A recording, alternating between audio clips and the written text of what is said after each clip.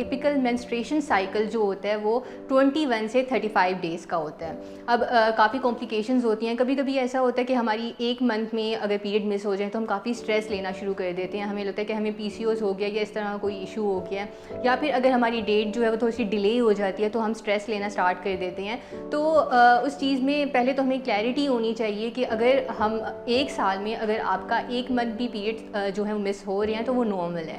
اس میں کوئی آپ کو ہیلتھ ایشو نہیں ہے. یہ نارملی ہوتا ہے کہ اگر آپ کا ایک منتھ جو ہے ایک سال میں پیریڈس مس ہو رہے ہیں تو وہ اٹس کمپلیٹلی نارمل. اس کے علاوہ اگر آپ کی ڈیٹ جو ہے وہ 5 سے 8 دن یا پھر 8 سے 9 دن بھی ڈیلے ہو رہی ہے تو وہ بھی at the same time normal consider کی جاتی ہے.